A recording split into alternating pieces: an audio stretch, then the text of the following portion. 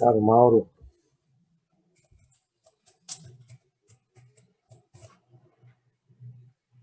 está.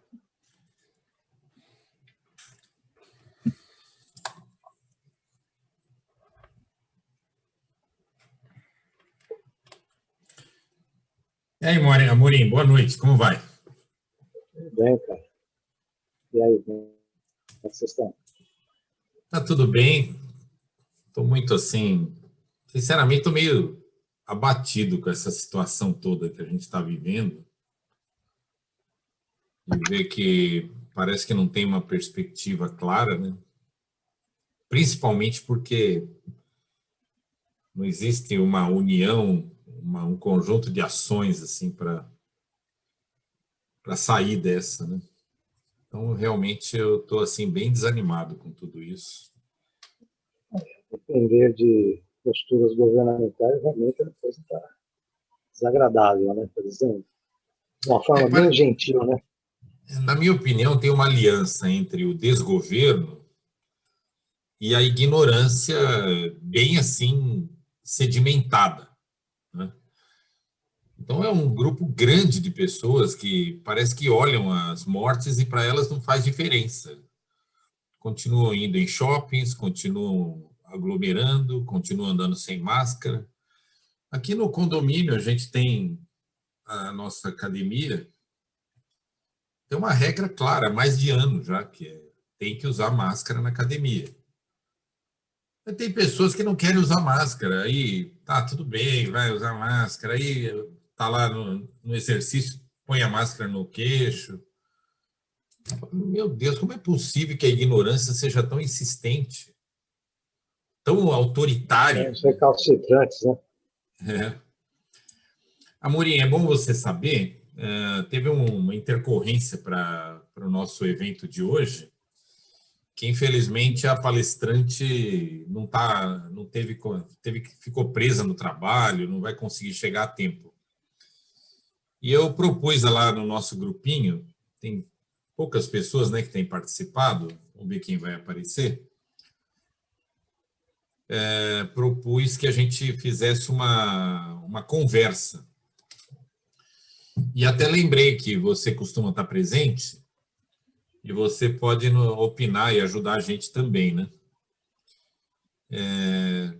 O que está acontecendo? Nós acabamos de fazer uma nova eleição lá no Herculano. Foi exatamente na sexta-feira passada. E eu sou o novo presidente do Herculano. Coisa que não acontecia há 40 anos. Preciso mudar minha forma de me dirigir a Vossa Senhoria. Não há dúvida. Isso, se você não me respeitava nesses últimos 40 e tantos anos, por favor, mude de atitude, tá?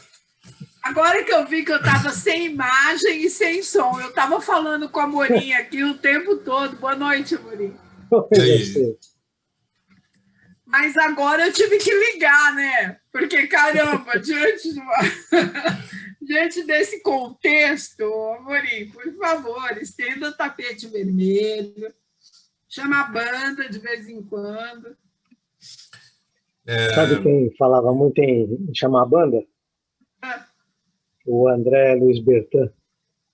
Dizer que Bertin. Só ia fazer as coisas se a gente fizesse uma banda para tocar.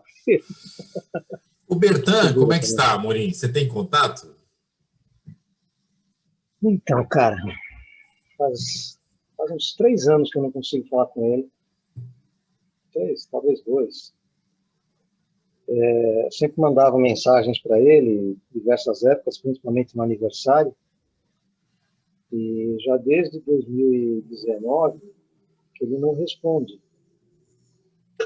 E eu tenho algumas irmãs dele no Facebook, principalmente Maria Ângela, você lembra dela? Né? Maria Ângela, claro.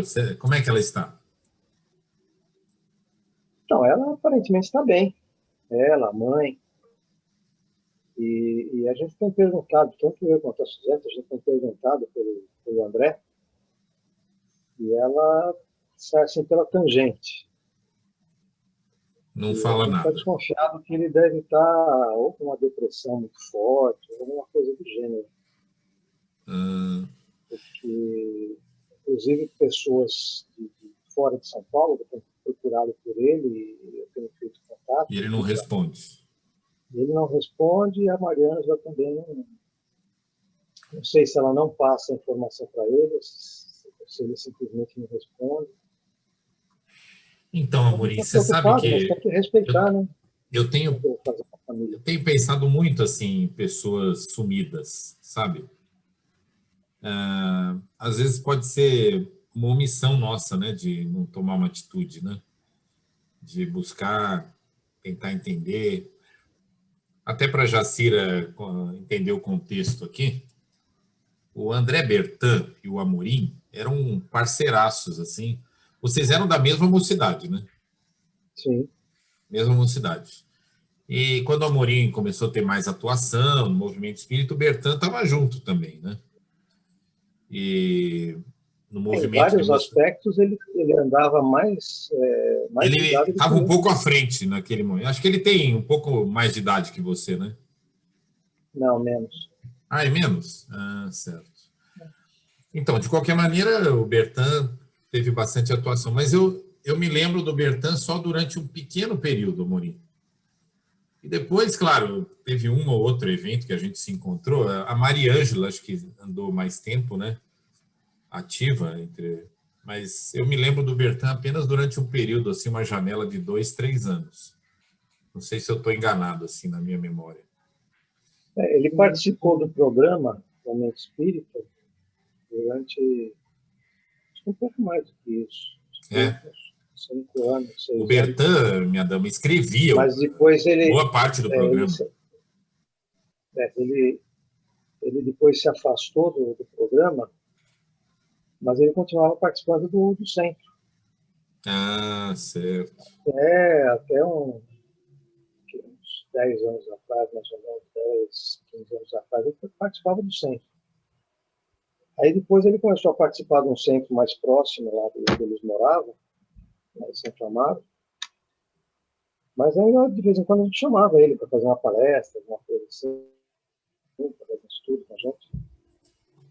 E uns 2 ou 3 anos que a gente não consegue mais. Tá. Então, Tendo chance aí de falar com a Mariângela, manda um beijão. Disso, mas... vou falar sim, manda. Amanhã mesmo manda para ela. E a questão é que se a pessoa tem família e você tem contato com a família não quer abrir, o que a gente vai fazer? Melhor respeitar, né, Amorim? Você tem razão. Sou obrigado a respeitar. É. De vez em quando eu ando caçando algumas pessoas aí que eu lembro e acabo conseguindo restabelecer contato. Eu não sei se você lembra, em 2000, nós fizemos a transmissão para a Rádio Boa Nova de um evento lá na Bahia, por ocasião do 4º centenário. Eu lembro, sim. Do 5º centenário do descobrimento do Brasil. Teve um evento espírita lá na Bahia. E nesse evento a gente encontrou com algumas pessoas de fora do Brasil, inclusive uma angolana chamada Nélia Casalma, e que a gente depois manteve algum contato por e-mail. Naquela época ainda não tinha muitas outras coisas. E no fim a gente acabou perdendo o contato, porque foi se passando, a gente perdeu o contato. Aí eu estou participando de um grupo que é coordenado por um rapaz que mora lá em Londres, e quem faz o estudo, quem dirige o estudo é o Humberto Schubert Coelho, não sei se você conhece. Ele é lá de Juiz de Fora. Ele é neto da... Boa noite, tudo bem? E aí, Flávio, boa noite. Tudo bem, Flávio? Bom. E ele é neto da Sueli Schubert. Neto da Sueli. E no meio dessa... interessante. E aí, no meio das participações, das perguntas e tal, de repente apareceu o nome dela. Então, olha, o grupo é baseado em Londres, tem gente participando de vários países da Europa, e do Brasil também, e alguns outros países aqui da América do Sul. E, de repente, no meio dessa gente, apareceu a Amélia Casal. Aí eu pedi para o coordenador do grupo fazer o contato, porque a gente não tem contato direto, né? A gente só faz pergunta no WhatsApp. Aí ele passou o contato e restabelecemos o contato com ela, de Angola. Coisas do mundo moderno, hein? Uma outra pessoa que eu encontrei, não sei se você lembra dele, Luiz Fux. O Fux, de vez em quando eu ouço falar alguma coisa dele, né? Até recentemente ele tive participando contato desse grupo ele também. E não é o presidente do Supremo Tribunal Federal, certo? Não. Não. Eu conheço o Fux, ele é um altão, né? Casado com a Eliana Ele é Rezende. genro do Jorge Rezende. Ele eu conheço os dois. Deixa eu participado de vários grupos por aí. Só posicionar a turma que está chegando agora. Bem-vindo, Flávio, Maurício e agora a Natália. Nós estamos dando um tempinho aqui para começar, só que hoje nós tivemos uma intercorrência, que a nossa palestrante, a Camila, não vai poder fazer a palestra, que ela se enrolou lá no trabalho, os problemas que apareceram, e não vai poder fazer a palestra. Então, a gente, nos últimos minutos ali, trocamos ideia entre alguns diretores, uma proposta que eu fiz, eu vou apresentar para vocês dentro de 1 minuto, para a gente aproveitar essa reunião aqui, tá? Está chegando aqui a Angélica também. Oi, gente. E aí, Oi, boa gente. noite. Angélica. Olha, agora eu tô com os latinhos aqui atrás. Gostei. Tá demais, tá demais. Põe lá, Jacira, o seu rádio. Eu vou tentar. Eu estou convidando mais pessoas aqui para participarem da nossa discussão. Então, deixa eu propor então para vocês. Infelizmente, então, não temos a palestra de hoje, né? Então, temos que reinventar essa reunião. Qual é a novidade e qual é a minha proposta? A novidade é a seguinte: nós acabamos de fazer uma assembleia no Herculano, foi realizada sexta-feira passada, e tem agora uma nova diretoria. Eu sou o presidente da nova diretoria. Na verdade, isso aí é uma coisa que talvez ninguém previsse, porque eu fui presidente do centro nos anos 80, 1980, né? Atualmente precisa dizer isso, e, portanto, há pelo menos 40 anos que eu não sou mais presidente, e há muitos anos que não sou mais diretor, eu estou sempre no conselho do Herculano. Mas achei que era um momento legal, e eu vou até explicar os motivos.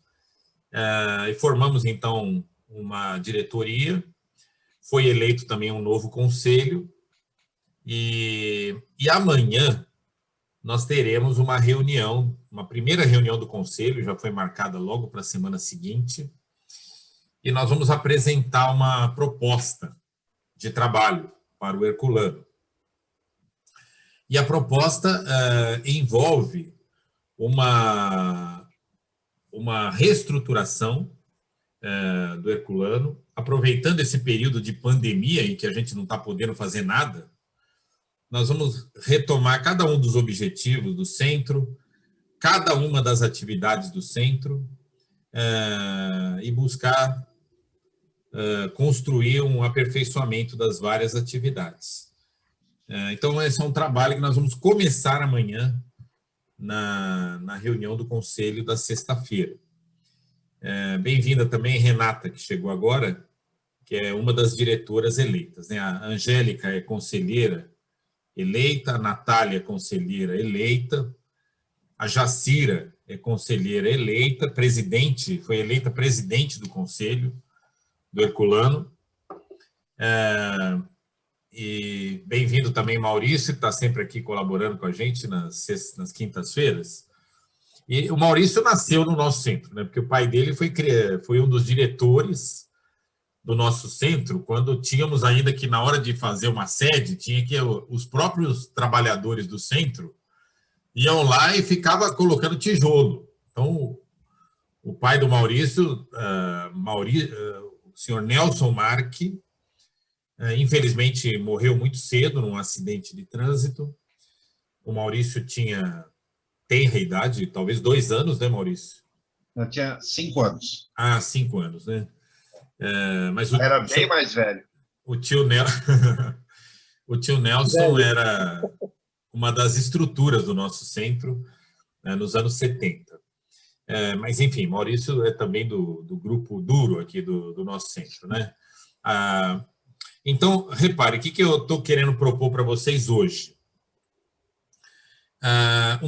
Um debate, aproveitando, inclusive, a presença de pessoas que nem estão aí no dia a dia do nosso centro, uma discussão sobre o papel do centro espírita.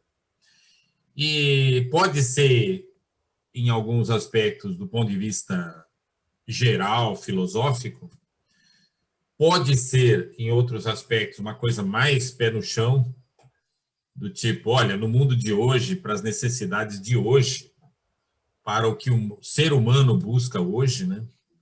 O que se espera do centro espírita, e pode até mesmo ser do tipo assim, ó, na Penha, o que está precisando na Penha, em termos de centro espírita? Assim, a Penha deve ter uns 40 centros espíritas, né, entre Penha e arredores, né? Talvez uma questão que pode orientar também o nosso trabalho é o seguinte: qual é o papel do herculano dentro da Penha, né? Então, é só para dizer que qualquer coisa aqui está valendo. Eu estou trazendo aqui para vocês me ajudarem a analisar. Eu proponho essa discussão. A gente pode começar de maneira mais geral e depois a gente parte para alguns temas mais específicos.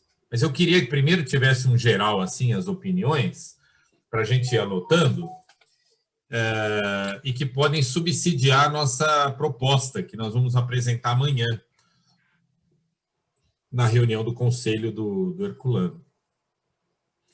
Então, a pergunta geral que eu proponho, de início já, é qual é o papel do centro espírita na atualidade, podemos dizer, né?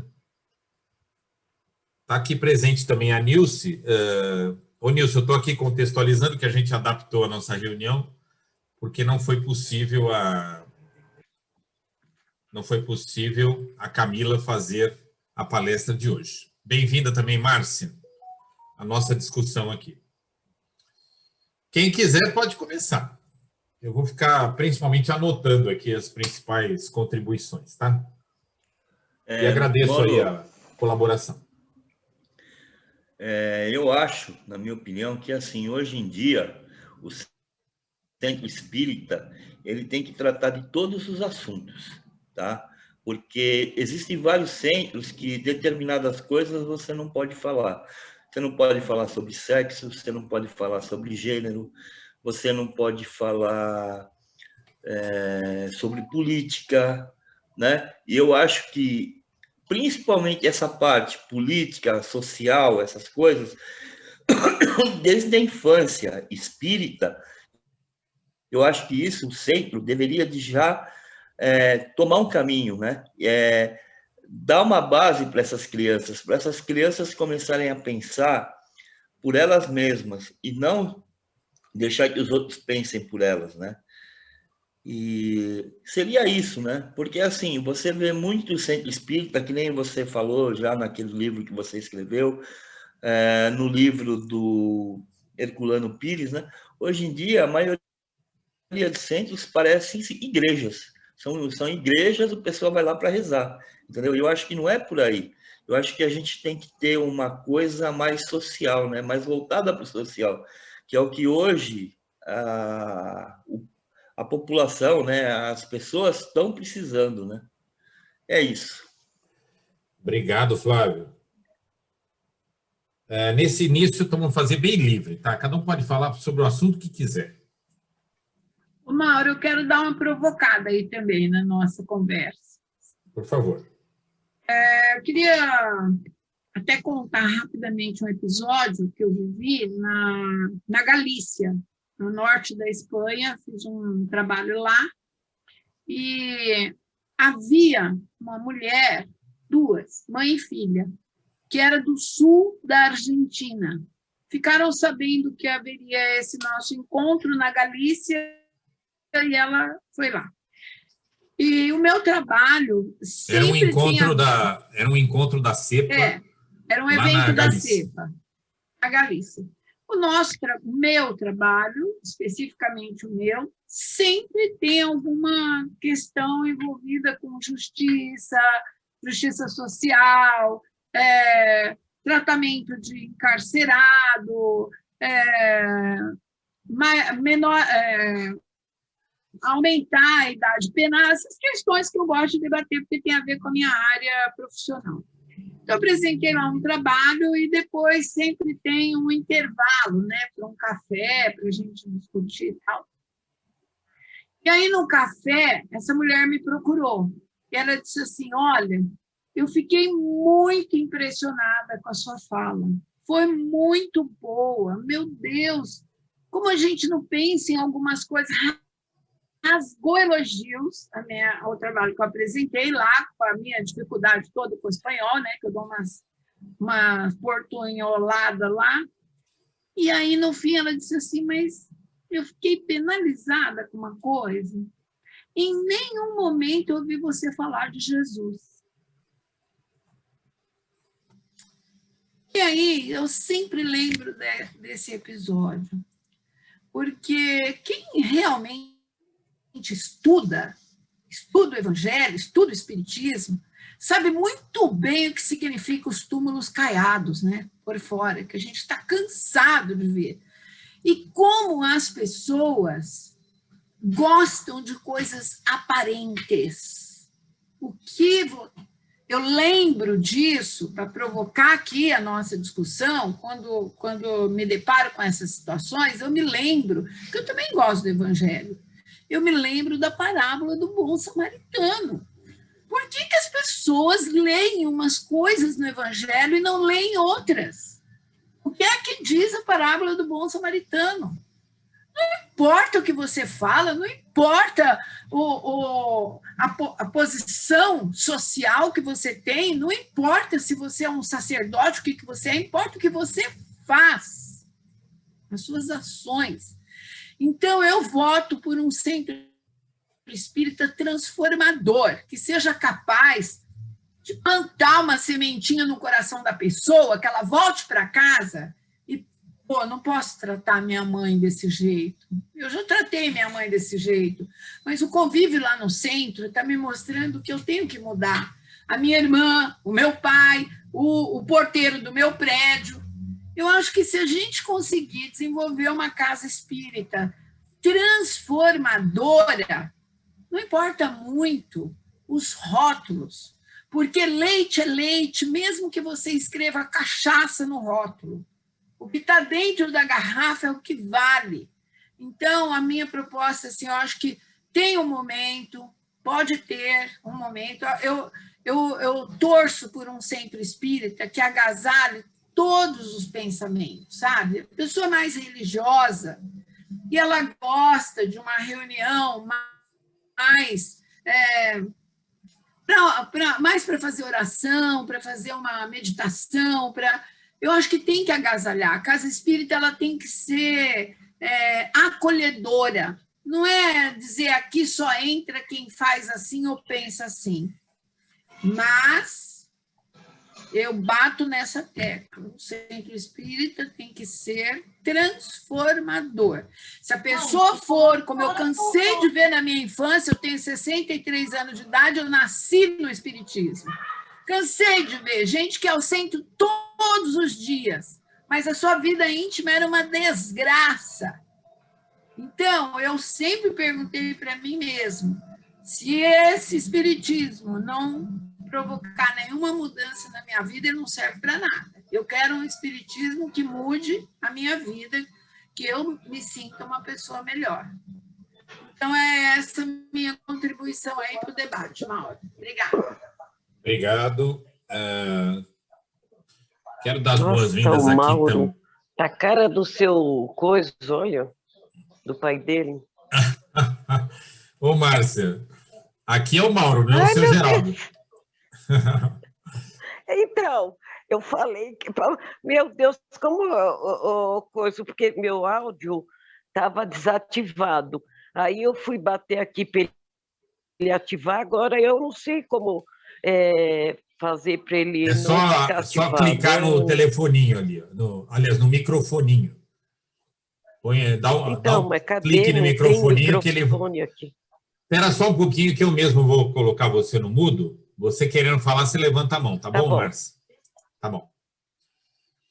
Bem-vinda, Márcia, bem-vinda, Rosângela, também. Nós estamos propondo aqui, hoje, uma conversa aberta, livre, sobre o papel do centro espírita. E isso vai servir de subsídio para um trabalho que nós vamos começar amanhã no Herculano, numa reunião do Conselho do Herculano, que é de reestruturação das atividades do Centro de Estudos Espíritas José Herculano Pires.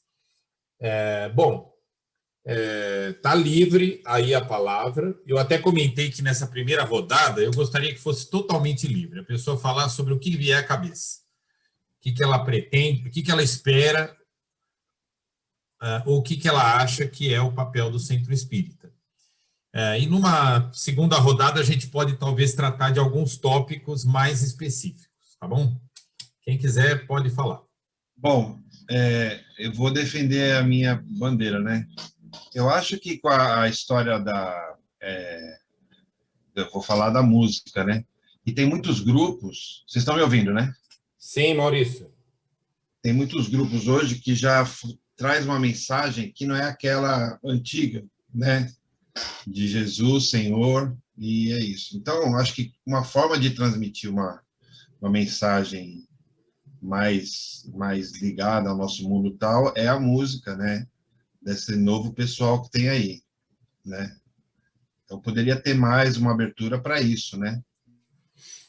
E, por exemplo, tem grupos que estão dispostos a ir em qualquer centro cantar, entendeu? Eu acho que é uma boa ideia também. É só convidar, isso você quer dizer, né? Mas eu nem estou falando do... Tem mais, viu, Mauro? Tem bastante pessoal aí fazendo coisa legal, assim, que dá para aproveitar, sabe? Acho que não só cantar, né, Maurício? A arte, de uma maneira geral, tem que estar dentro dos centros também, né? Sim, porque é um meio que você pode expressar muita coisa legal e ser agradável para todo mundo, sabe assim? Você pode mostrar várias ideias e é uma coisa legal, assim, as pessoas gostam, né? Acho que a nossa preocupação sempre foi, ao longo da vida, né, que eu, felizmente, já mudei de opinião, mas a preocupação de se tornar, por exemplo, a música ou qualquer outra coisa que se tornasse um ritual. Então, precisa começar com a música, sabe, coisas assim que hoje realmente eu acho que é uma idiotice, né? Porque, na verdade, a gente tem que pensar na arte, de todas as formas, de todas as expressões dentro do centro espírita. Então, acho que é uma ideia muito legal que agora, nesse momento, me fez refletir nessas questões da gente se preocupar tanto, né, de não criar rituais, de não criar coisas parecidas com a igreja, para não ter características semelhantes. Então, acho que isso é uma coisa que a gente podia pensar assim, repensar e ver o que a gente pode fazer para trazer para dentro do centro espírita, que é uma expressão, né, das pessoas, da cultura, enfim. O Maurício deu uma chacoalhada aqui também. Na verdade, não teve nenhuma fala até agora que foi do tipo, vamos fazer o que a gente sempre faz e tal, né? Então, estou vendo que já está valendo a pena esse negócio. Vamos ver se a gente vai dar conta, né? Mas eu estou gostando, assim, da gente estar, inclusive, pensando fora da caixa, fora daquele padrãozão que a gente se acostumou a construir, né? Está livre aí a palavra para todos, sobre o que já foi dito, sobre outras ideias. Fiquem à vontade. Mauro, posso falar? A Pode falar, Nilce Nilce. e em Depois eu seguida falo. a Angélica. Tá. Pois não, Nilce. Então, assim, eu vejo o centro espírita, Mauro, como se fosse um hospital, um hospital de almas, porque quando as pessoas vão nos procurar, então são pessoas que vêm de outras religiões, outras crenças, de Umbanda, é uma pessoa que vem do, sei lá, várias crenças, né? Então, eu acho que quando chega num centro, quem está ali para receber, acho que tem, assim, aquela obrigação de direcionar aquela pessoa, de saber o que vai falar para aquela pessoa, porque normalmente ela chega ali cheia de dores, achando que no centro ela vai encontrar solução para os problemas dela, o que não é uma verdade, né? Porque se a pessoa não procurar se modificar por si mesmo, não adianta ir em centro, em evangélico, em nada disso que não vai resolver, porque se a pessoa não quiser mudar, não vai adiantar nada.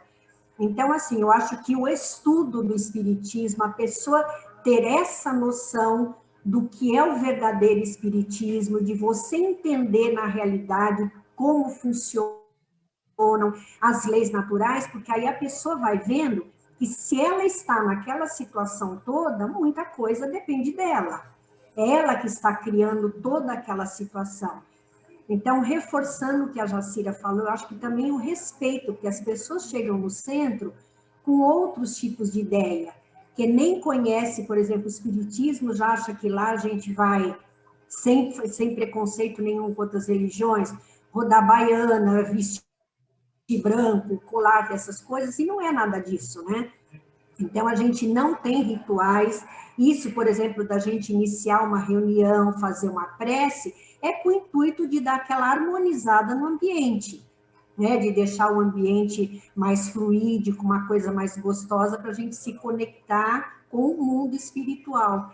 Então, eu acho que o respeito é muito importante, que a gente já teve um caso agora recente no nosso centro, de uma pessoa que estava frequentando a nossa casa e agora está com um problema seríssimo, fazendo inclusive tratamento com psiquiatra, e a família achou que o nosso centro que estava fazendo mal para a pessoa. O que ela fez? Nós temos o nosso grupo de estudo de terça-feira, simplesmente a família tirou ela do grupo, porque o espiritismo está fazendo mal. Entendeu? Que ela está tendo contato com o espírito, ela está passando mal, ela conversa com o espírito o dia inteiro. Então, ela está naquele processo ali que a família acha que ela está louca por causa do espiritismo. Tanto é que eu conversei com a mãe dessa pessoa e deixei bem claro, eu falei, olha, isso vai depender só dela. Aqui no centro a gente não faz milagre, a gente passa, né, as informações, indica para a pessoa estudar, que a partir do momento que você vai entendendo o verdadeiro significado da vida através das leis naturais, é realmente uma doutrina que liberta. Então, essa é a minha visão em relação ao centro, porque tem muitas pessoas que chegam na nossa casa com uma visão totalmente diferente, então acho que cabe a nós respeitar essa opinião da pessoa e, aos poucos, a gente mostrando, né, qual seria o significado, o conteúdo da nossa doutrina. Essa é a minha opinião. Sua fala remete para uma atividade que certamente nós vamos ter que pensar bem, Nilce, que é a atividade de recepção no centro, né? Que a gente costuma chamar de atendimento fraterno. Atendimento fraterno. Quer dizer, a visão de como que a gente pode estruturar e dar uma direção adequada, alinhada com a própria estratégia do centro, né? Para essa recepção, o primeiro contato, né? Que a pessoa tem com o centro, né? E esse atendimento fraterno, Mauro, eu acho que é super importante que essa pessoa que vai fazer esse atendimento tem que ter esse conhecimento, que às vezes a pessoa chega lá no centro com tantos problemas, pensando em suicídio, isso e aquilo, já vai logo de cara, você está num processo obsessivo. Então, acho que isso precisa tomar muito cuidado nesse primeiro momento que a pessoa entra nessa casa espírita, de você acalmar, de você dar aquele remédio tranquilizante, que seria uma palavra, que a pessoa vai se conscientizar. Então, acho que esse atendimento fraterno é extremamente importante, uma pessoa que realmente tenha conhecimento da doutrina para estar fazendo esse atendimento e não deixar a pessoa ficar mais atrapalhada do que quando está chegando lá no centro, né? Obrigado, Nilson. A Eu só vou Angélica. falar quer- uma palavra, porque a Angélica vai falar, mas eu acrescentaria apenas uma frase, sem julgamento, né? Não fazer julgamento na hora do acolhimento. Acolher. Exatamente, acolher. E não falar, não, a nossa doutrina é a melhor. Não, de jeito nenhum. Eu acho que a pessoa tem que, aos poucos, entendendo, né? E a hora que ela for percebendo tudo isso daí, ela vai melhorando, com certeza. E uma outra coisa também, Jacira, pegando o seu gancho, quando a pessoa está, nós percebendo, a gente percebendo que tem algum envolvimento espiritual, nunca descartar o acompanhamento médico. Então, o centro, né, a gente pode fazer a aplicação do passe, fazer uma vibração, alguma coisa assim, mas um tratamento médico, tendo necessidade, tem que ter. Então, isso daí não pode ser descartado jamais. Angélica.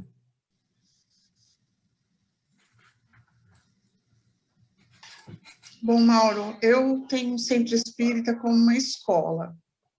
Eu acho que é uma escola, ela tem que ter uma abrangência grande, que envolve tanto, agora pensando no que o Maurício falou, né? Arte, cultura, conhecimento para a vida. Dessa forma, eu acho que seria muito importante para todos nós a construção de cursos com uma progressão de conhecimento, né? Os cursos, todas as vezes que a gente realizou esses cursos por programação, mais curtos, de 10, 12 encontros, eles trouxeram pessoas novas, trouxeram pessoas que queriam conhecer o Espiritismo. Então, eu acho que a gente tem que estruturar toda essa questão do curso. Hoje, a gente tem um número muito reduzido de médiums, então, acho que a gente também precisa estruturar alguns cursos que, ao longo de um tempo, vai remeter essas pessoas a quererem ou não fazer o curso de médiums. Tem que ser um curso sério, tem que ter eu acho que talvez esse é o ponto mais delicado também do nosso centro em relação a não só o número de médiuns, mas que muitas vezes a pessoa sentava na mesa mediúnica para receber parente da pessoa que estava lá, que eu, para mim, tenho certeza que era animismo, né? Mas, então, acho que tem que ter um propósito bem definido nessas reuniões e a gente criar novos médiuns, né? Criar não, que ninguém cria nada, mas a gente, a partir do que até o próprio Kardec fala, né? Para você ser médium, você tem que estudar o Espiritismo, entender o Espiritismo, até para não trazer nem levar coisas para a sua casa que não são legais. Então, acho que uma estruturação de vários cursos do centro. A gente vê em outros centros, eu não sei se isso é um modelo bom ou não, é para se pensar, é só uma provocação mesmo, mas existem centros que a pessoa tem que passar por várias etapas para chegar a um curso de médium. Então, você tem que fazer tal curso, para chegar, para trabalhar, né, com a sua mediunidade.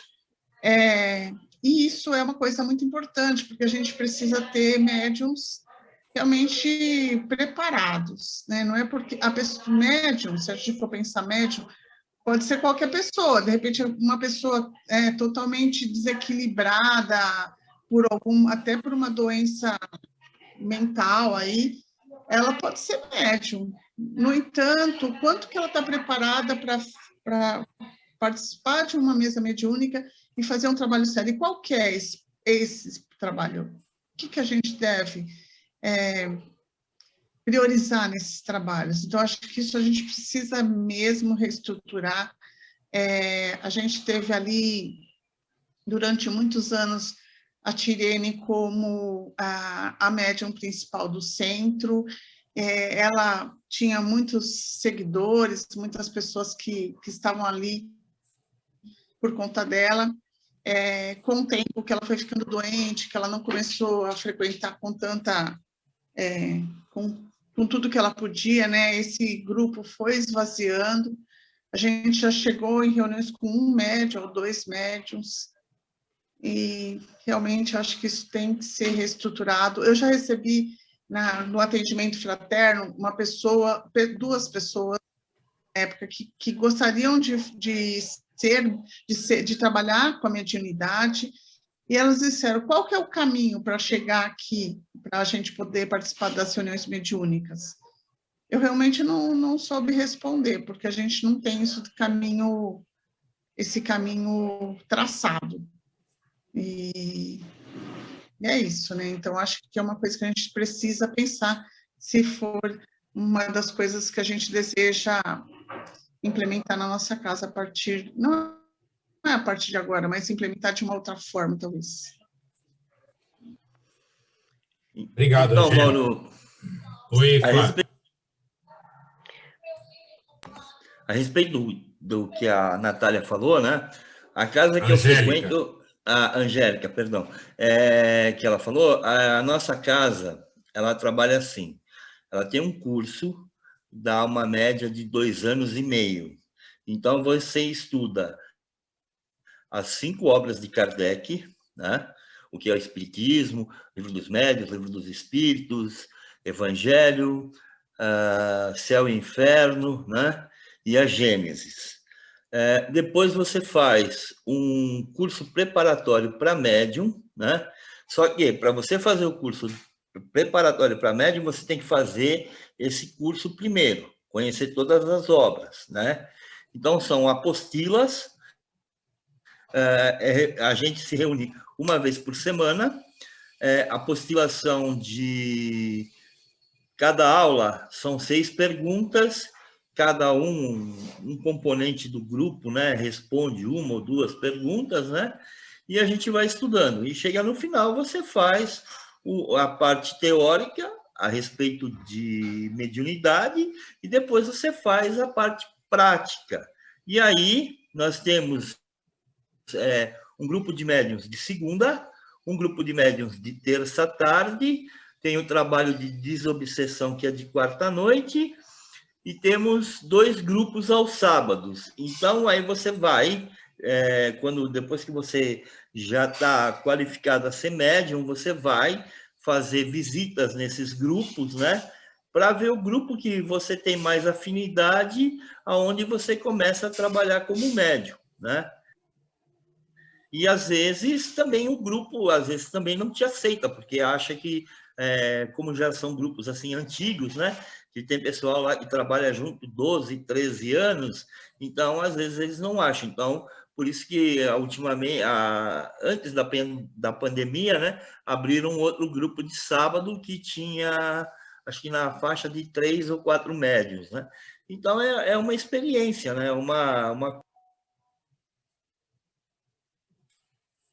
Acabou fechando seu microfone, Flávio. Então, assim, uma experiência, né, que eu estou passando para vocês, que vocês podem tentar ver, né, se dá certo aí, né, discutir, entendeu? E eu fiz esse processo, né, achei interessante, tá bom? Obrigado, Flávio. Está aberto aí, gente. Você vê que está aparecendo vários assuntos aqui. Aqui, claramente, agora teve um debate sobre as atividades mediúnicas, né? Que são, sem dúvida, uma das estruturas fundamentais do centro, né? Qual é o papel do centro espírita? Nós estamos propondo. Pois não, Márcia? Não, eu não estou frequentando aí o centro, frequentei já, não sei qual é as normas suas, mas eu não sei, é uma coisa minha, que eu acho que quando a pessoa chega no centro, ela tem que se sentir acolhida. E esse acolhimento pode ser numa conversa que se tenha com a pessoa, explicando o que é a função do centro espírita, né? Mas que ela se sinta acolhida quando ela vai conhecer a primeira vez. Porque, às vezes, a pessoa vai e ninguém nem sabe que ela está ali. Então, não sei de que forma, se a pessoa levanta a mão e depois vocês vão conversar com ela, né? Talvez nessa parte aí que faz de acolhimento, ter um acolhimento para ela, dando explicação, e para ela sentir que ela está acolhida naquele lugar. Não sei se isso é uma questão que vocês gostariam de fazer, ou é uma opinião minha, como pessoa. E outra coisa, essa que a Nilce falou da pessoa, que a família tirou ela do centro, eu acho que ela já estava com algum problema psicológico. E esse não entendimento das coisas fez com que ela agravasse esse problema. Então, acho que tem que ter, nesse acolhimento, um entendimento para ver, a pessoa já devia ter falado que estava em tratamento, e verificar de que maneira vai poder essa pessoa estar participando de alguma outra atividade que venha a prejudicar ela, como acho que foi o caso dessa moça. Ela começou a falar com espíritos, eu não sei que sessão, se ela foi em sessão que tinha psicofonia, mas eu sou uma pessoa que eu não estou frequentando o centro aí, eu conheço, né, porque você sabe de vezes que eu fiquei ruim, seu pai me tratou, né, daqueles problemas que eu tinha, mas eu tenho um carinho muito grande por vocês, e eu não sei se é válido isso que eu falei. Muito válido.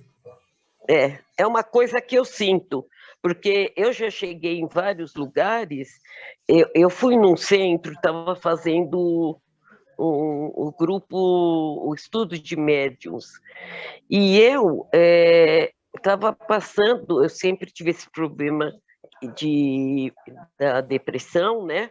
E eu fui fazer esse curso, e tinha uma das pessoas que dava aula, e calhou de um dia a gente tomar o ônibus junto. E quando desceu, eu fui assim ao lado dela, conversando. Na segunda vez que eu a encontrei no ônibus, ela tomou distância minha para não ficar perto de mim. Eu me senti mal. Aí eu tive uma crise, eu tive que sair, porque eu tive uma crise de depressão, e eles tinham o telefone da gente, ninguém ligou por que eu não estava mais indo, o que estava acontecendo com vocês. Eu sei que tem muitas pessoas, mas às vezes é interessante também a pessoa ter esse respaldo do centro. Eu não sei se isso, eu estou sendo indelicada, né, porque eu não estou frequentando, mas é uma opinião minha como pessoa. Muito válida, Márcia. Muito obrigado. De forma alguma, viu, Márcia? Indelicada Oi? não, muito boa. De forma alguma. Tá bom, Angélica. Tá bom, prazer em revê-la, Angélica. Eu também, feliz de te ver. Eu também. Mano, lá vou eu novamente. Só um minutinho, Flávio. Tá. Só comentar que a Camila está nos ouvindo também, acho que ela está em trânsito, né, Camila? Estamos aqui discutindo aqui um debate livre, viu, Camila? Tá bom. Ô, Flávio, eu vou pedir para você falar e depois eu quero que todo mundo fale também, tá bom? Tá legal. No nosso debate. A respeito do atendimento fraterno, Aqui na casa que eu frequento, nós temos o atendimento fraterno. Então, funciona assim. Os dias de reunião mediúnica, terça, quinta e sábado. Uma pessoa é escalada, né? Fica na porta, tem um livro que você assina, né, de presença, a pessoa fica por ali. Quando chega alguma pessoa que você não conhece no centro, você aborda, pergunta: boa noite, tudo bem? Então, é a primeira vez que você está vindo na casa, você já conhece a casa, e explica, né, como é que funciona a casa, tudo. Se ela está com algum problema, se ela deseja falar com alguém, né? Quando ela diz assim, olha, eu gostaria de falar com alguém, o que a gente faz? A gente encaminha para um outro pessoal mais experiente, que tem mais vivência na parte do espiritismo, né? E essa pessoa leva a pessoa, né, numa sala, ficam lá ela e mais 2 pessoas, agora com esse negócio de que assédio sexual, não sei o quê. Então, vamos supor, se é uma mulher, sobe 2 mulheres e um homem junto, e ficam lá na sala, né, dando assistência, conversam, ela conta os problemas, tudo, e aí o pessoal encaminha, às vezes abre uma ficha para fazer tratamento, fala que ela tem que vir, às vezes vem no centro 4 vezes para tomar passe. Agora, de quarta-feira, antes da pandemia, eles tinham feito assim um evangelho presencial, que era para ajudar na parte da desobsessão. Então, como tinha a reunião de desobsessão na quarta-feira, era feito na parte de cima a reunião e na parte de baixo o evangelho, então, para ajudar, né? E é isso, né? Então, eu acho que isso são experiências que a gente está passando para vocês. Eu não sei se ajuda, né? Mas é assim, que eu estou passando é a vivência que eu tenho no centro que eu frequento, tá? Eu não tenho a vivência que vocês têm, assim, que vocês são nascidos em centro espírita, tá? Eu sou espírita há pouco tempo, 5 anos, né? Então, o que eu acho que é interessante, eu estou passando, tá bom? É Ótimo, isso. obrigado, Flávio. Está livre aí a discussão, que já comentei, pode ser uma coisa bem pragmática, assim, de como fazer alguma coisa, mas pode ser também do ponto de vista de para que serve o centro espírita, por que ele existe, por que nós temos um centro na Penha, que isso pode orientar o nosso trabalho também, né? Então, qualquer nível de análise está valendo aqui. Você quer falar, Amorim? Mauro, eu vejo 2 funções principais do centro espírita. A primeira, do ponto de vista objetivamente do estudo. Eu tenho visto muito centro espírita que fala sobre muitos temas, mas não faz a análise desses temas sob o conhecimento espírita. Mesmo o estudo das obras básicas do espiritismo, as obras fundamentais, principalmente no caso do Evangelho, muitas vezes as pessoas fazem essa apresentação de uma forma puramente evangélica, ou seja, fazem a leitura do texto, fazem considerações de caráter moral, mas sem adentrar as considerações ético-filosóficas que o Espiritismo propõe. Que, aliás, muitas vezes as pessoas esquecem que para entender o Evangelho segundo o Espiritismo, precisa conhecer o Espiritismo. Então, ele não é simplesmente um livro para ser usado como introdução ao Espiritismo. Não é esse o papel, na minha percepção. Uma outra função, a meu ver, muito importante do centro espírita é a integração entre as pessoas, não apenas do próprio centro, mas com os demais centros espíritas, não só da região. Só para exemplificar, Luiz Ismael, nós temos, principalmente nos últimos meses, a gente tem feito algumas reuniões convidando pessoas de fora do Luiz Ismael para fazer as apresentações, e algumas dessas pessoas, inclusive, têm passado a participar do nosso grupo, das nossas reuniões, um processo de integração. Pessoas de vários outros bairros que não fazem parte nem da nossa região imediata. Então, essa oferta que o Centro Espírita pode fazer de mostrar um ambiente social muito mais amplo do que o próprio Centro Espírita, a meu ver, é bastante significativo. Só para dar um pitaco também na questão mediúnica, antes da pandemia, evidentemente, o nosso estudo da mediunidade, que era feito com o próprio livro dos médiuns, e nós tínhamos, a cada 2 ou 3 semanas, uma reunião em que as pessoas que estavam participando do estudo participavam de exercício. Então, a pessoa não esperava um tempo pré-determinado para começar a ter contato. Ela ia participando de exercícios, evidente não logo nas primeiras reuniões, mas brevemente a gente já fazia essa oferta da oportunidade da pessoa ter contato com o ambiente de uma reunião mediúnica, ainda que de início a maior parte das pessoas não manifestassem qualquer tipo de percepção, mas elas já iam se acostumando com o ambiente. Muito bom, Amorim, muito obrigado, viu? Vocês têm uma experiência longa com as questões mediúnicas, né? É até interessante comentar que o Amorim e a Suzete já deram um curso de mediunidade no nosso centro. Coisa que, para quem nem imaginava um curso online, né, Amorim, nos anos 70, 80, nem lembro quando foi, seria quase que impensável, né? Mas eles vinham lá do canto deles e fizeram as aulas para nós durante um bom período lá, não lembro quanto tempo, mas foi uma experiência bem legal. Mauro, bom, posso falar? Está aberto aí. Pois não, Mauro? Nilce, por favor. Então, só pegando o gancho do Amorim, quando ele comentou sobre essa experimentação mediúnica, eu acho extremamente importante ter uma reunião dedicada, um tempo, né, específico para essa experimentação, que assim, nós sabemos que todos nós somos médiuns, cada um em graus diferentes, né? Nessa reunião de experimentação, então, a pessoa vai percebendo qual é o tipo de mediunidade dela. Eu acho que para isso serve essa reunião de experimentação.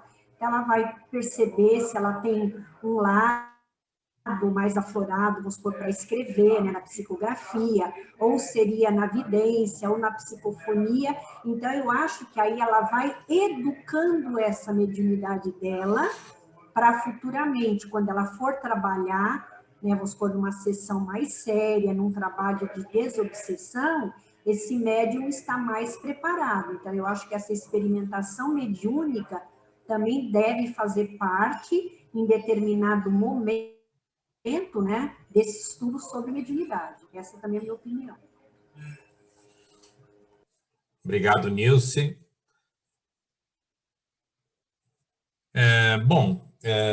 Foram levantadas várias questões aí e... Mauro, posso falar? Pois não, Maurício. Não, e usar o que vocês estão fazendo aqui, do online, até do que se foi falado aqui, né? Muita coisa se falou de temas da nossa sociedade, do mundo que a gente vive, com a visão espírita. E isso que tem que ser feito, né? Eu acho que é isso que é o mais importante. As pessoas estão querendo alguma coisa para a vida dela, né? Então, você pegar um problema nosso aqui e tentar dar uma visão espírita, debater isso, é muito importante, eu acho. Acaba ela se situando no mundo espírita e também tem aumentando a sua cultura. E outra coisa, essa pessoa da recepção tem que tomar um cuidado danado com essa pessoa, porque o espírita, ele tem a mania, né, de chegou uma pessoa, já é problema mediúnico, né? Então, a pessoa tem que ser esperta de ter os dois lados, que às vezes pode não ser e pode ser. Então, você tem que saber, você tem que ser uma pessoa bem experimentada, né? Mauro, eu quero falar mais uma palavrinha também. Certo. até pedindo desculpa por uma manifestação levemente discordante de algum pensamento que nós já abordamos aqui hoje, mas eu lembro muito do meu pai. Meu pai foi um católico fervoroso, depois ficou obsediado, aí ele chegou a atravessar um rio a nado para ir à igreja evangélica, porque disseram que ele estava endemoniado, precisava ir lá tirar o demônio, e até que conheceu o espiritismo. Então, quando eu nasci, meu pai estava, para usar uma expressão bem chula, estava careca de ler, e lia. Meu pai consumia espiritismo assim, absurdamente. E meu pai, inicialmente, ele era um homem extremamente religioso, porque isso era da herança dele, né? Da formação dele. Meu pai rezava, era o maior rezador de terço que existia em toda a região dele. Então, estava na genética dele, essa coisa religiosa. Então, ele foi absorvendo mais o espiritismo, já mais velho, entendendo mais qual era o objetivo do espiritismo. E aí, uma vez, ele disse assim para mim: Jacira, quando você for falar em centro espírita, eu gosto, eu falei para vocês, até hoje eu gosto de discutir aquela passagem do Zaqueu, sabe? Eu adoro discutir aquilo lá, ela é plena de significado, né? Quando Jesus, segundo a passagem evangélica, pega um homem pecador daquele e diz: desce, que esta noite me convém jantar em sua casa. Quando tinha tanto puxa-saco ali do lado dele, né? Doutor da lei e tudo mais. Então, eu gostava, às vezes, de discutir essas parábolas, claro, com um olhar crítico espírita. E meu pai disse: Jacira, quando você for falar num centro espírita, minha filha, fala de espiritismo, por favor. Porque se a pessoa vai ao centro espírita, é porque ela está ávida por conhecer o espiritismo. Se ela quisesse o evangelho apenas, pelo evangelho, tem trocentas mil igrejas evangélicas falando só de evangelho. Então, quando você for falar na casa espírita, fala de espiritismo. Eu peguei essa coisa do meu pai para dizer o seguinte: com todo respeito, seja qual for o problema da pessoa, o problema dela com ela mesma, se ela anda muito depressiva, se ela está obsediada, seja qual for o problema da pessoa, a gente precisa acolher e ofertar uma coisa para ela que se chama espiritismo. Ela precisa conhecer o espiritismo. Se a gente pegar uma pessoa que está chegando no centro espírita, sem conhecê-la, sem conhecer profundamente o problema dela, levar para reunião mediúnica, nós estamos afastando essa pessoa do espiritismo, gente. A pessoa precisa ser acolhida, precisa conhecer o espiritismo. Eventualmente, como a Nilce falou, se ela precisar de um passe, de uma energização, se ela tiver, nós podemos fazer, mas, pelo amor de Deus, não vamos pegar a gente na porteira e levar para a sala mediúnica, não. Sabe, eu acho que não tem cabimento. Quem vai ao centro espírita quer conhecer o espiritismo. Vamos lembrar da lição lá daquele velho estudioso do espiritismo. A gente precisa entregar para a pessoa o que ela vai buscar. Ninguém vai à casa espírita para buscar outra coisa. Ela vai buscar espiritismo. E a gente tem que entregar espiritismo. Então, em todos os sentidos, aí eu acho que a gente mata uma série dessas questões que a gente falou. É meu ponto de vista. Obrigado. Legal. Dá até para fazer uma relaçãozinha também do que não ser, do que não fazer, né? Lembro de uma palestra que eu assistia quando eu era muito jovem no Centro Espírita, de um cara fabuloso, um gênio. Ele falava assim: o que o espiritismo não é. Eu adorava assistir essa palestra dele, muito boa. Bom, temos aqui vários tópicos que foram propostos, né, e que podem orientar um programa de estruturação, de de modernização do centro, né?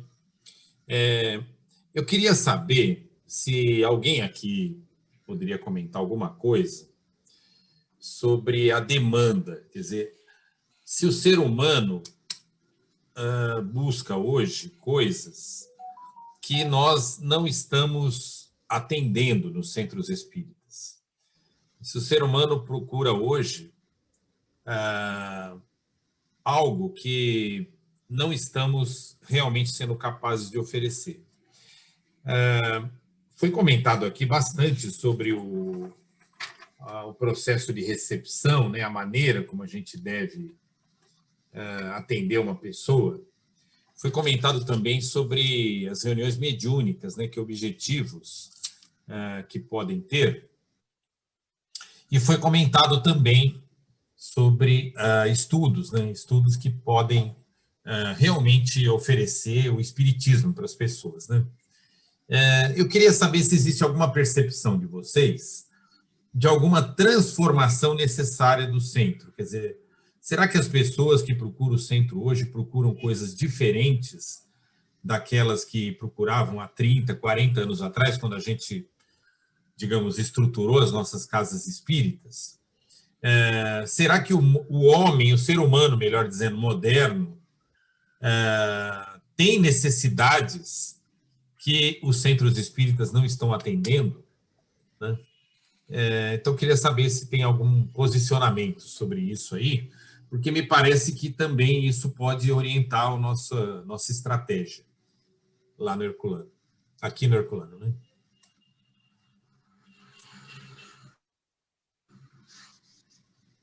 Mauro, mas eu acho que 90%, né, das pessoas que vão para o centro espírita é quando o calo aperta, né? É quando eu acho que pouca gente vai para conhecer, muita gente vai para solucionar algum problema que ela tem.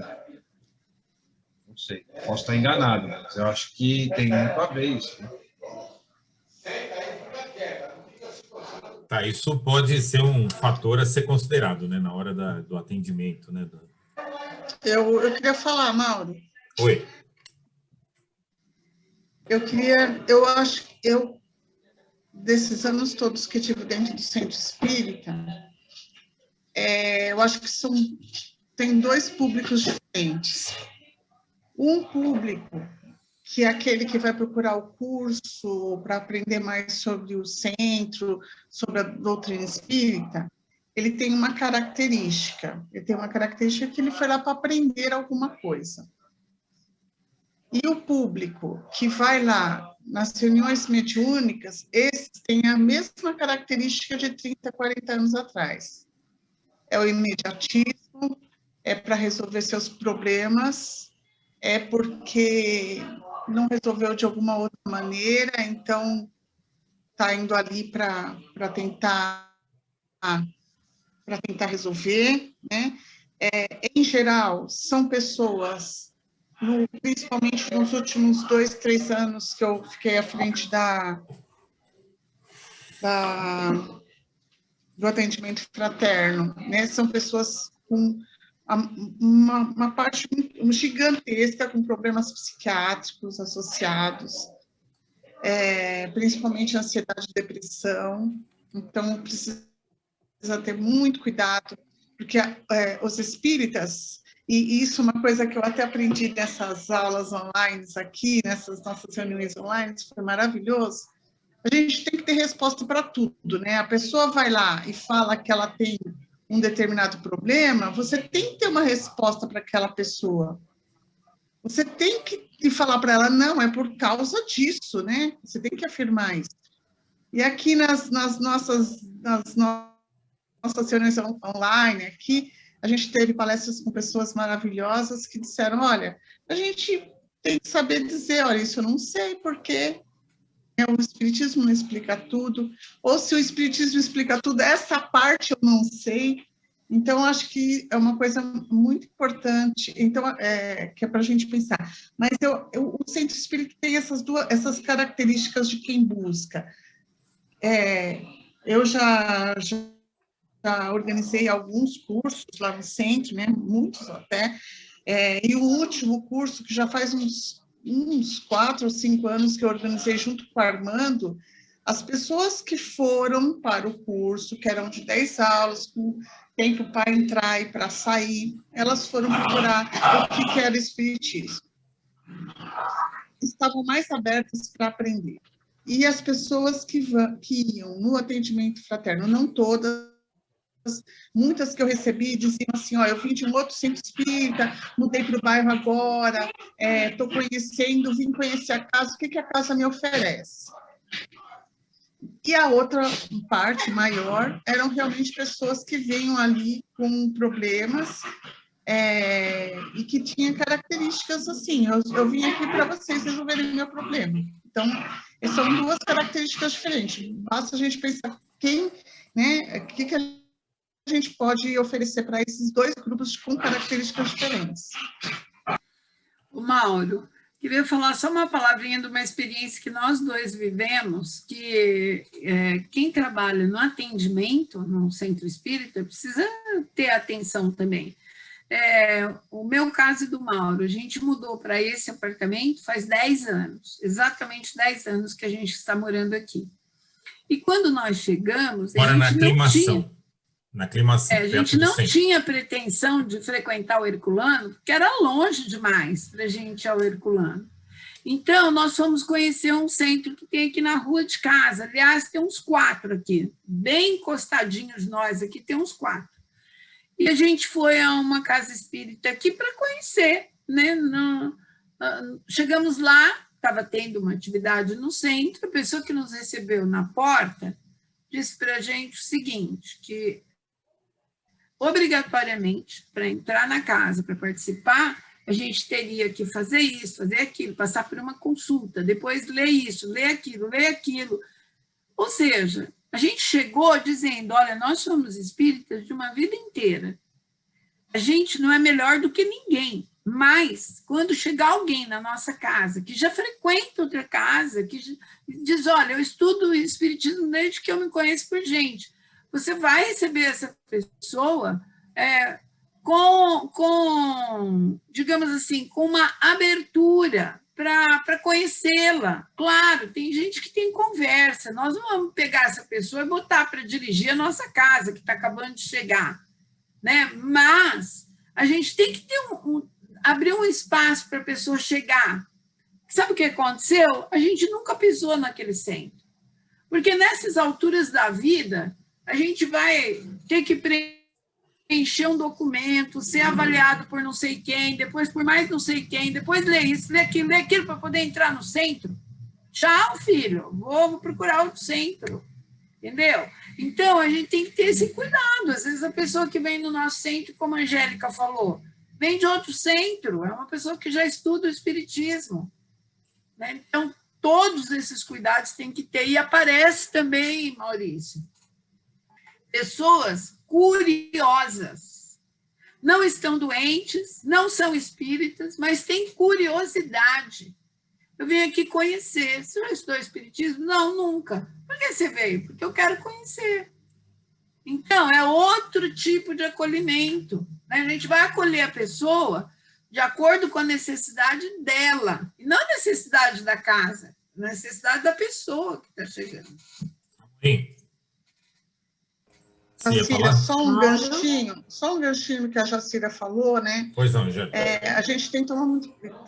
Eu entendo, concordo com o que você colocou. No entanto, muitos, a necessidade era sentar na mesa mediúnica, sem a gente conhecer, entendeu? Então, muitos eram conversar com seus entes queridos que faleceram. Então, assim... tem que ter um propósito mais determinante, assim, a pessoa buscar o que ela quer, a gente tem que ter algo diferente para oferecer para cada grupo, mas, ao mesmo tempo, a gente tem que ter um crivo da boa... de saber, não sei se registrar, não sei a palavra. Né? Eu acho que foi isso mesmo. Tem que tomar bastante cuidado. Porque eu acho que eu falei isso. Pessoas que queriam sentar na mesa, na mesa mediúnica para poder conversar com... Você acha que o meu pai poderia vir aqui comunicar comigo, meu irmão, meu tio? As pessoas buscam isso também.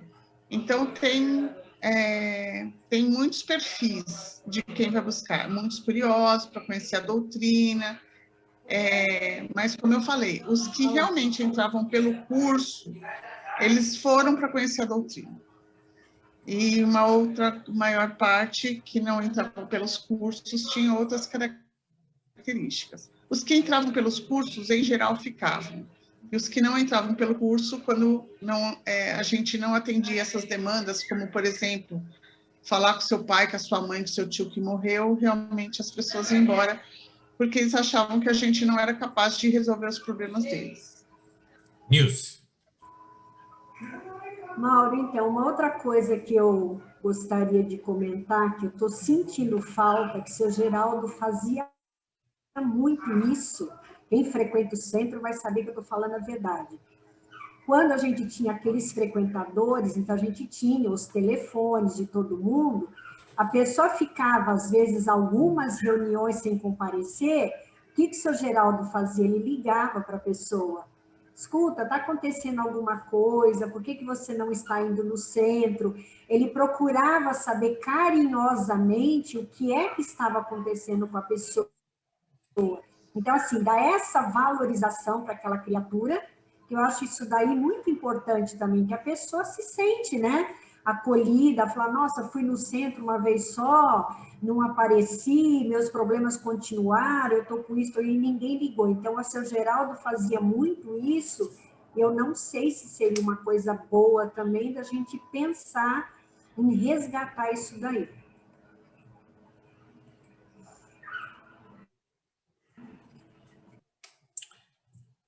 Tá, deixa eu comentar agora, propor para vocês uma discussão sobre os estudos do centro.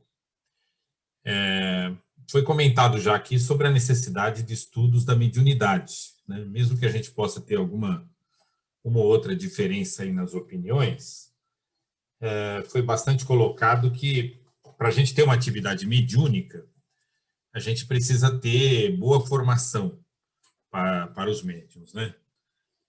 A estratégia, a maneira de fazer isso pode ter algumas diferenças, mas foi colocado isso. E foi colocado também que nós temos que ter a oportunidade de conversar os diversos assuntos, né, dentro do centro, né? Eu reputo isso principalmente para os estudos. Quem gostaria de propor alguma coisa a mais sobre os estudos do centro? Como que um centro espírita hoje, talvez o nosso em particular, pode estruturar essa atividade de estudos? Quem quiser, por favor, pode falar sobre isso. Neste momento, se for online, eu acho que a gente podia se juntar lá com o SEAC, se aproveitar do expertise deles, fazer esse primeiro junto com eles, e no segundo momento a gente propor os nossos, seja presenciais, se quando for possível, ou continuar online também. Essa é uma sugestão que é o espiritismo, como se fosse uma iniciação, né? Mauro. Mauro. Jacira. Eu acho que a gente poderia pensar em estruturar pelo menos 2 cursos no centro. Acho que não adianta a gente querer... Dar um passo maior que a perna. Dar um passo maior que a perna, exatamente. Acho que a gente podia pensar inicialmente em 2 cursos.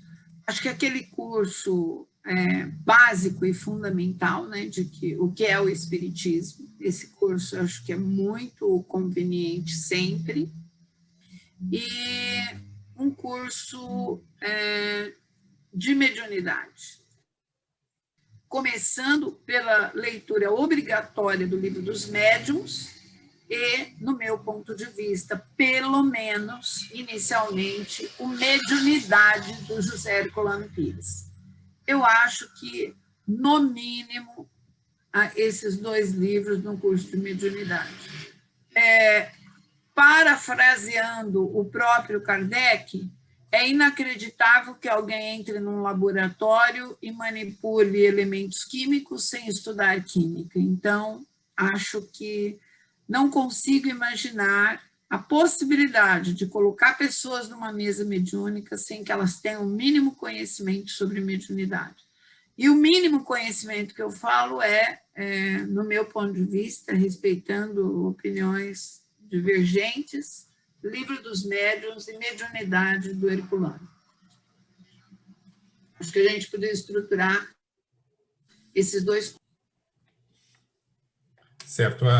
Talvez a Angélica pudesse comentar sobre aquele curso que ela citou agora há pouco, que foi dado no centro durante 10 aulas, né? Esse 10 deve ter, alguém deve fazer um estudo sobre o número 10, né? Porque toda vez que a gente quer fazer um negócio assim meio curto, a gente faz com 10 vezes, né? Só para você saber, Angélica, nos anos 80, você não tinha nem nascido ainda, nós também tivemos um curso de 10 aulas no centro, que rodou umas 3 ou 4 vezes, né?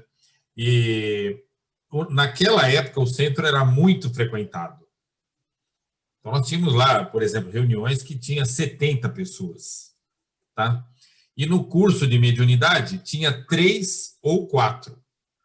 Então, imagine essa cena. Eu saía lá de onde eu morava, que era no Tatuapé, ia lá para o centro, naquele dia da semana, e a gente dava o curso para aquelas 3 ou 4 pessoas que eu acredito que devem ter aproveitado, né? Nem lembro mais quem são essas pessoas, devem ser espíritas, espero. Mas, enfim, era uma experiência de 10 aulas também. Eu queria que você comentasse sobre essa experiência e a estratégia só para ter uma ideia assim, de que poderia ser um curso básico de espiritismo, né? Inicialmente, a estratégia de captação de pessoa, a ideia era falar sobre os princípios básicos. Eu tenho até a programação aqui no meu computador, os princípios básicos.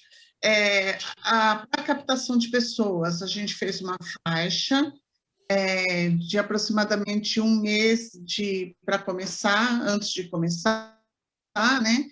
E divulgamos, eu não lembro, assim, as redes sociais não eram tão frequentadas, mas elas estavam nas redes sociais também. A gente iniciou o curso com aproximadamente 20 pessoas, tornou esse curso que mantém de quarta-feira. Então, as pessoas, eu e o Armando, a gente ficou essas 10, quando terminamos as 10, as pessoas já tinham se programado para ir às quartas-feiras no centro. Algumas pessoas não ficaram, terminaram e não quiseram se manter, mas desistiram ao longo do tempo, mas a maior parte se fez as 10 aulas. Então, acho que esses cursos curtos, aí, de 10, 12 aulas, funciona, porque as pessoas querem hoje, principalmente hoje em dia, tempo para iniciar e acabar como se existisse um momento de acabar. Se você é espírita e se você gosta, né? E aí esse grupo acabou se mantendo nas quartas-feiras e formou-se esse grupo de quarta-feira que estuda o Livro dos Espíritos. Eu, por um bom tempo, me mantive nesse curso de quarta-feira. A gente começou a estudar o Livro dos Espíritos. Quando acabou, a gente começou a estudar o Livro dos Espíritos. E quando acabou, a gente começou a estudar o Livro dos Espíritos de novo. E acho que continuo estudando o Livro dos Espíritos. E esse grupo ficou... alguns ainda continuam até hoje, o Fábio, por exemplo. E aí teve um momento que comecei a dar aula de quarta-feira, e aí o Gil assumiu, manteve-se lá junto, uma pessoa que nunca faltou, assim, realmente ele era bem regrado para isso, né? Então, às vezes a gente tinha 2 pessoas, às vezes tinha 10 pessoas, às vezes tinha mais pessoas, e foi isso. Eu também tive experiência lá nos anos 90 de criar um grupo de mediunidade. Então, Era eu e a Diva que dava esse curso, e eu lembro até hoje, eu tenho as anotações desse curso. A gente gravava, eu levava aquele gravadorzinho de vida cassete, sabe? Que tinha aqueles botãozinhos na frente. E por um bom tempo, então, a gente estudava o livro dos médiuns no primeiro horário e fazia as práticas no segundo horário.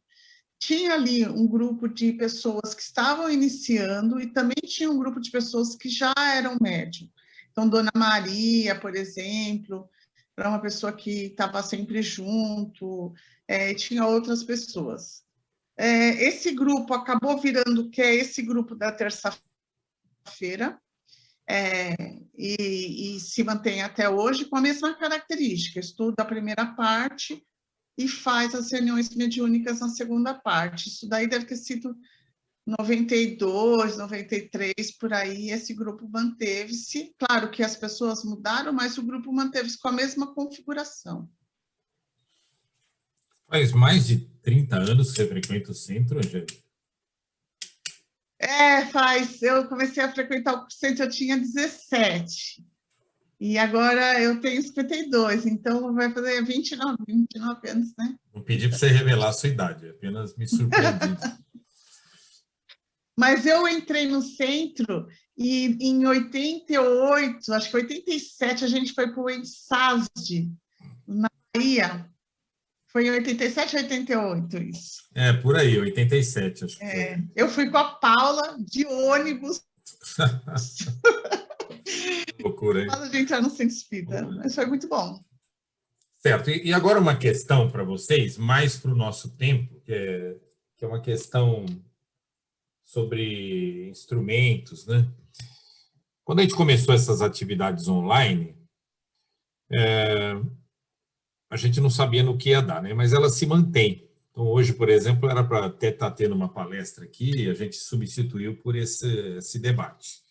Mas estamos fazendo as nossas palestras de quintas-feiras.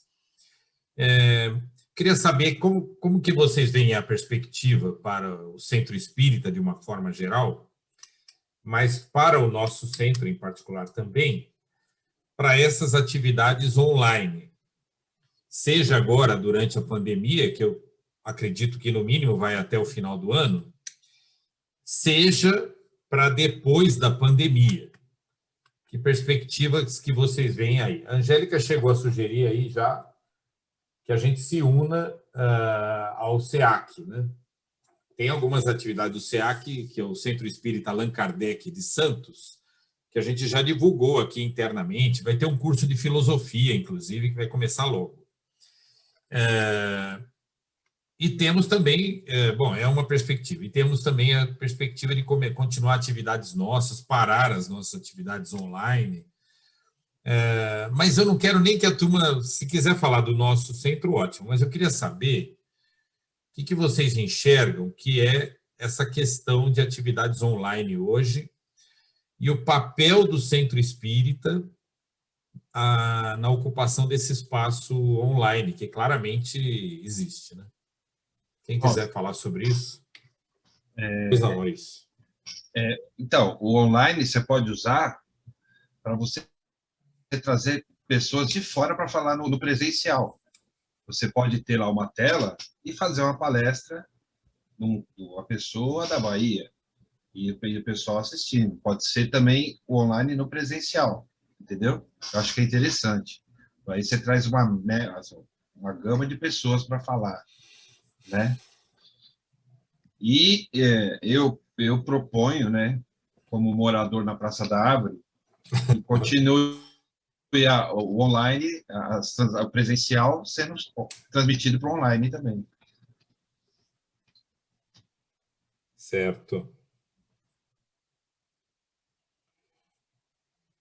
Podem falar, gente, quem quiser falar sobre isso. Então, Mauro, eu acho que assim, esse método online se tornou muito mais prático, né? Porque que nem o Maurício falou, ele mora na Praça da Árvore, eu moro na Vila Ema, você mora na Aclimação, e a gente está todo mundo junto e não teve que sair de casa, né?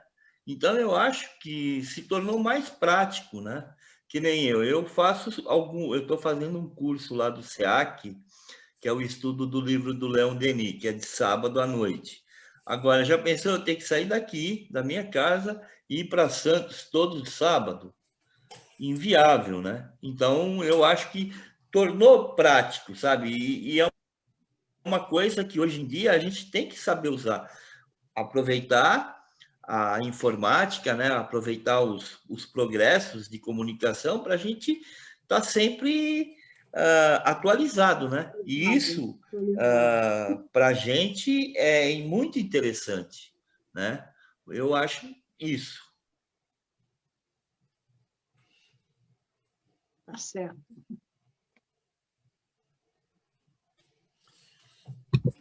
Paulo, Alguém quer falar agora?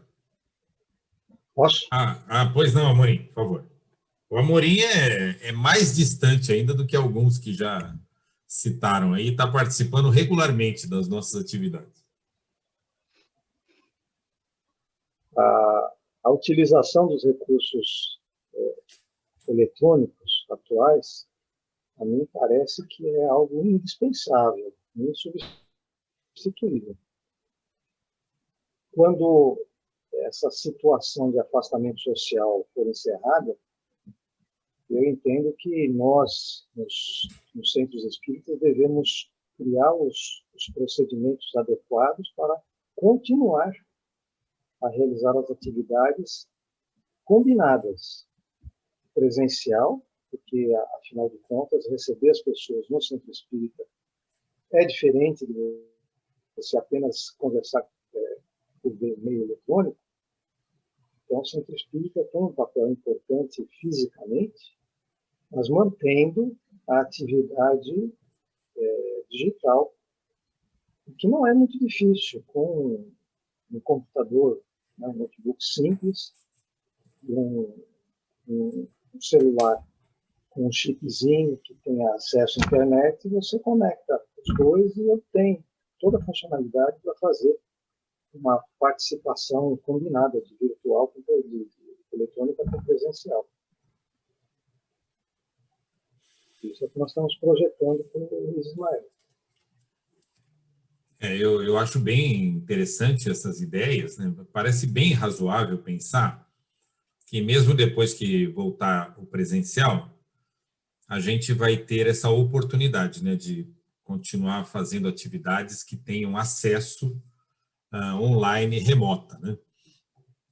E foi bem colocado, serve tanto para a gente transmitir alguma coisa que está acontecendo no centro, como também para levar para o centro uma palestra, um posicionamento, até uma participação, não, alguém que queira assistir e queira participar mesmo, fazer perguntas, etc., online, né? Então, acho que é uma oportunidade importante que nós temos e que talvez mereça a gente ter um projeto específico para isso, para não fazer mal feito também, né? Porque fazer uma coisa assim mal feita é algo que desgasta, né? Então nós temos que pensar em como fazer bem feito uma coisa dessas, né? Eu concordo, viu, Mauro? Eu acho que a gente tem que usar a tecnologia a nosso favor. A pandemia mostrou essas possibilidades. Talvez uma das únicas coisas boas da pandemia mostrou foi utilizar a tecnologia a nosso favor. E a gente pode trazer para o nosso centro palestrantes diferentes locais, com visões bacanas do espiritismo. Você, a Jacira, tem uma gama de pessoas aí que vocês conhecem que pode colaborar. Então, acho muito legal a gente manter essa atividade. E também, como o Flávio disse, o Maurício falou, olha, estou morando distante, Amorim, estou morando distante, não posso estar aí presencialmente. Até você, Jacira, vocês podem participar estando à distância. Amorim? Deixa eu fazer uma provocação. Talvez a Angélica não goste, mas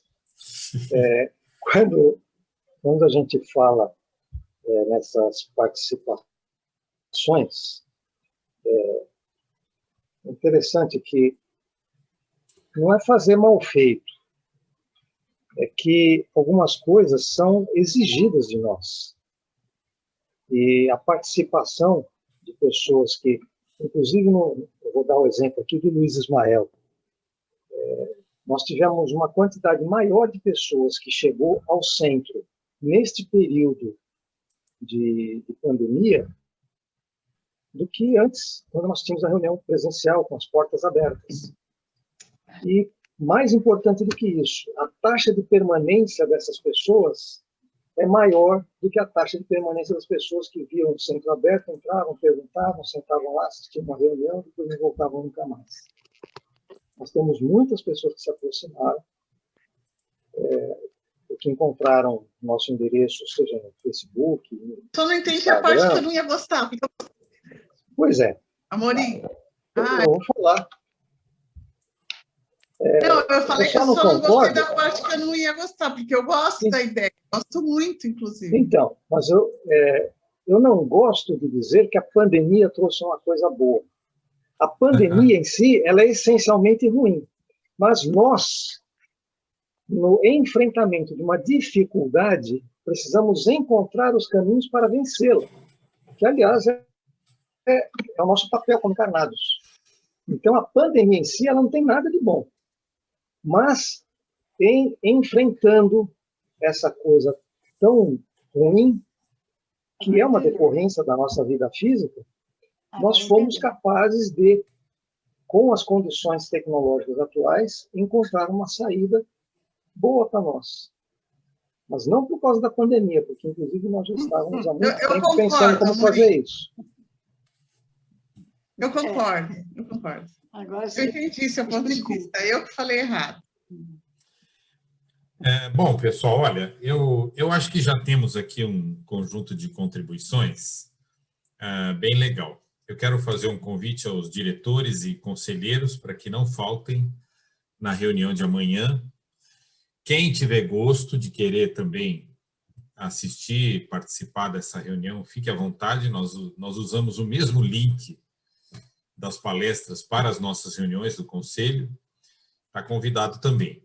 E o que eu vou levar como presidente para o Conselho amanhã? Uma proposta de que a gente faça, a partir de agora, uma agenda de trabalho com algumas caixinhas voltada para repensar os objetivos da casa, repensar as reuniões da casa e repensar os métodos que a gente utiliza na casa, visando aperfeiçoar o nosso trabalho, visando alinhar ainda mais com os objetivos do Espiritismo e, de certa maneira, como está propondo aí o Amorim, parece que a Angélica e ele chegaram no acordo, né? Como está propondo o Amorim, aproveitando esse drama que estamos vivendo de não poder nem ir ao centro, né? Como um momento de reflexão, de análise, de sentar para pensar em vez de sair fazendo, né? Construir tudo isso, documentar tudo isso, preparar. Então, se a gente precisar fazer algum curso de preparação, alguma coisa que vá nos permitindo nos preparar melhor para esse momento, tudo isso a gente poder fazer durante o ano de 2021.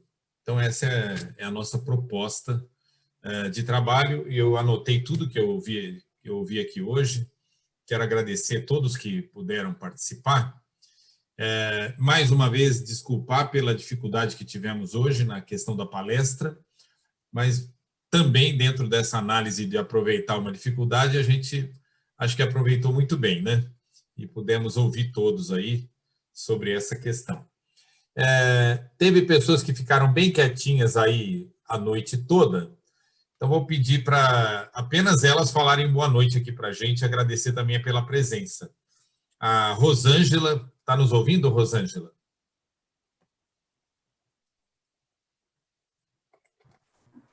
Oi, boa noite. Estou ouvindo, sim. Bem atenta aqui a tudo que vocês estão falando, porque eu acho muito lindo toda essa experiência de vocês todos, porque assim eu fico aqui só babando aqui, porque eu estou praticamente há 2 anos, né, no espiritismo, então, assim, eu estou engatinhando, né? Então, eu não tenho nem o que falar, é só ficar quietinha e aprendendo. Obrigado, Rosângela. A Renata. Não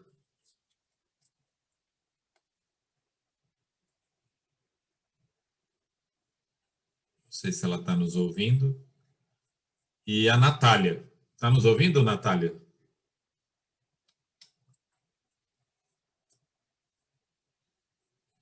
Tá bem, a turminha está quietinha ali. Gente, um abraço a todos. Vocês estão me ouvindo? Opa, fala aí, Natália. Fala boa noite, pelo menos, né, para nós. Agora, boa noite. Então, estou quietinha, assim, ouvindo aí vocês. Eu concordo com vários pontos aí que foram falados, tá? Eu concordo com a Jacira quando ela fala sobre o custo de começar sobre aquele livro, o primeiro livro, né? O que é o Espiritismo, que às vezes as pessoas não entendem o que é o Espiritismo. E eu só fui entender, eu estou falando por mim, né? Eu só fui entender quando eu comecei a estudar o que é o Espiritismo. Porque aí, naquela época, aí eu pude ver que todos os assuntos, todas as coisas, tem que ser estudado à luz do Espiritismo. Quando a gente fazia aula para as crianças, era a primeira coisa, o tema sempre à luz do Espiritismo. A gente sempre se preocupou nessa parte, levar Espiritismo para as crianças. Né? Nas aulinhas que tem, as aulinhas que a gente fazia lá com as crianças. É muito importante, porque tem muita gente que não começa do começo. Aí pensa que o Espiritismo ainda... Aí bota muita coisa, influi no meio, coisas assim, igrejeiras. Até eu lembro do Milton Filipe, que ele falava muito que tem muito espirigeiro, né? É espírita com igrejeiro. Eu nunca esqueci quando ele falava isso. Eu achava engraçado. É isso, então. Então, amanhã a gente está voltando, né? A reunião que vai ter amanhã, estaremos lá. Estarei lá. Estarei presente. Olha, foi muito bom você falar, porque essa questão não tinha sido levantada ainda na reunião, e não há dúvida de que é uma das questões que nós temos que trabalhar a partir de agora também, né? Bom, gente, acabamos de receber aqui a visita da Mônica. Muito bem-vinda também, Mônica. Bom, mas vale esse abraço aqui para todos, agradecer pela presença. Na semana que vem, a gente volta à programação normal de palestras aqui online do nosso centro. Uma boa noite a todos. Boa noite para vocês. Um bom fim de semana. Boa noite. Abraços.